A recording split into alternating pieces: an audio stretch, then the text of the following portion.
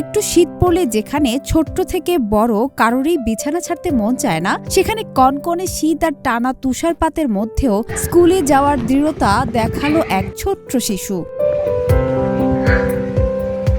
চারদিকে বরফে ঢাকা রাস্তা, চলাচলে যেখানে দুর্বিষহ সেখানে বরফ ঠেলে স্কুলের পথে পা বাড়ায় শিশুটি। কোথাও কোথাও বরফ তার কোমর পর্যন্ত ঢেকে যাচ্ছিল, তবুও হার মানেননি শিশুটি।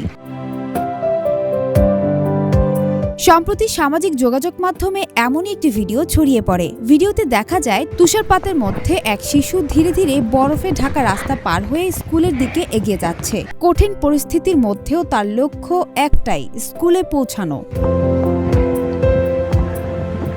এই ঘটনাটি ঘটেছে কিরগিজস্তানে। স্থানীয় সংবাদ মাধ্যম সূত্রে জানা যায়, শিশুটি ৪র্থ শ্রেণীর ছাত্র। তার এই অদম্য মনোবল ও একাগ্রতা নজর কাড়ে কিরগিজস্তানের প্রেসিডেন্ট সাদির জাপারোভের। বর্ষবরণ উদযাপনের সময় তিনি স্কুল পড়ুয়া ওই শিশুর সঙ্গে দেখা করেন এবং তাকে ল্যাপটপ, ফুটবল, মোবাইল ফোন সহ একাধিক উপহার দেন। ভিডিওটি ছড়িয়ে পড়ার পর প্রশংসা ভাসছে শিশুটি। অনেকেই বলছেন এই শিশুটি অন্য শিশুদের স্কুলমুখী হতে অনুপ্রাণিত করবে। এক নেটিজেন লিখেছেন, মনের ইচ্ছা থাকলে সব যুদ্ধই জয় করা সম্ভব। শিশুটির ভবিষ্যৎ খুব সুন্দর হোক। সানজানা তাবাসসুম, বৈশাখী সংবাদ।